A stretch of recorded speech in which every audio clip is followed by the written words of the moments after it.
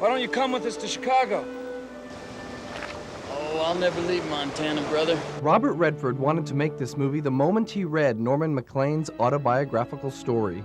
Even now, when I look back on the Montana of my youth, I long to understand what happened there and why. The retired English professor wrote A River Runs Through It in his twilight years. He only okayed the movie project after spending some time with Redford. Although Norman died before the film was made, he and Redford developed a mutual respect and trust for one another. There was the business of how he felt about nature. You took it very, very seriously. A sport in nature you took very seriously. And there was not anything to fool around with. His love of poetry and his love of the truth were also things that I shared with him. You had this dream to make this film for a number of years, and you finally got it made. Was it everything you hoped for? It's pretty much what I wanted it to be. It's never perfect. To men. I don't suspect it ever will be. It'll never be, anything I do will never be the perfect image of what I intended, but it's close enough. What do you want to be when you grow up? Minister, I guess. What are you going to be? First or fly fisherman? There's no such thing. Or is it? Redford says he made this film with the intention of it being an experience for the audience. The still waters in this river run pretty deep. Marketing people were very apprehensive about this film going into it because they, of course, look at something in terms of how they're going to sell it. And for that reason, a lot of people turned it down. If I were to sum up this movie in the quickest way to say it, you could say, or people might say, fly fishing. But that's like saying Gone with the Wind is about the South. Right. You know what I mean? Right. You can't corral it too easily because it deals with themes that go way beyond the boundaries of what this film suggests. It's not about fly fishing. And the line of the film that says, in our family there was no clear line between religion and fly fishing, is meant to suggest volumes in terms of this family in Montana in the 1920s and what it reflected about America and families and unexpressed feelings and love and trouble and not understanding. Yes, this river runs pretty deep. Go fishing with me?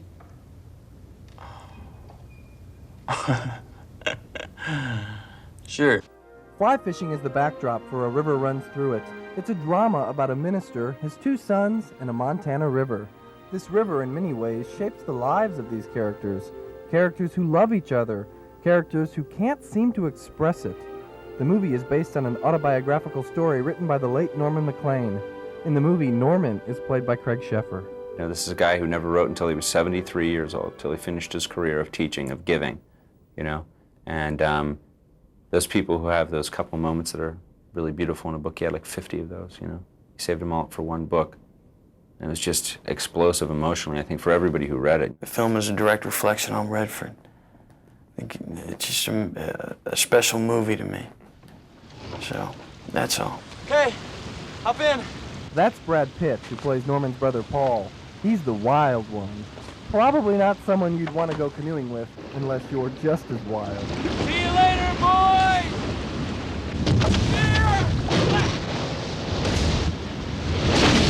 Hang on! I've heard at least 5 or 6 times when people were looking at the clip saying, gosh, he looks like a young Robert Redford. Well, I surely don't now. I don't think that was anything intentional. Intentional or not, and everyone connected with the film says it's not, it's certainly being talked about. Now, what's not being talked about, at least by Brad, is why this film means so much to him. You dog. I'd like to keep that one personal. Really? Yeah. Is that personal?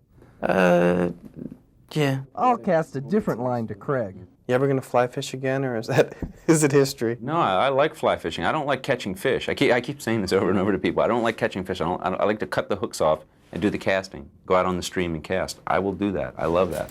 You know, that's fun to me because it's the same thing. You throw the line and you know if the fish is gone for it or not. You know what I mean? And that's fine enough for me to kind of do the hunt without the kill. I like the hunt without the kill. A River Runs Through It opens on Friday, and that's when I'll talk with Robert Redford about what it took to get his dream project made. George Pennacchio, News 8. Geritol presents the exciting quiz program, 21. In the late 1950s, quiz shows topped the television ratings. Contestants won money and fame. One of them was Charles Van Doren, played here by Ralph Fiennes. Van Doren taught English at Columbia University and came from a renowned literary family.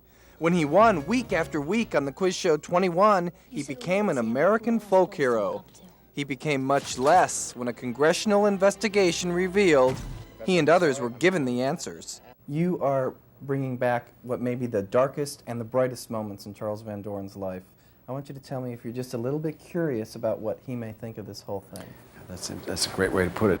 I mean, I would have probably mixed feelings about it had this been unknown by anyone. But since this was such a matter of public record, and really the event itself and his role in the event really belonged to the public, examining that is okay, I think. I think it's worth it. Jesus, Dick, if someone offered you all this money to be on some rigged quiz show, instant fame, the works, would you do it? No. Of course not. No, throw the whole thing in, the cover of Time. Dave Garroway, $50,000 a year to read poetry on television. Would you do it? How do you talk about philosophical issues? How do you talk about moral issues? I mean, they send people running from the theater. So how to get a handle on what it is about this thing that was fascinating enough for me to make the film, fascinating enough to have people, whenever you mention, they go, oh, yeah, and something happens in their face. Why?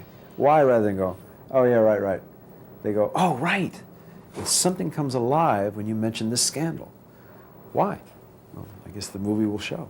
You have 21! Redford believes the quiz show scandal marked the end of an innocence for America because people would no longer believe what they saw on television was necessarily the truth. Well, you know, you got a movie here, it's got no sex scenes or no car chases and people being blown away with guns. That's absolutely true, but it's a very violent film because it's a violence of the soul.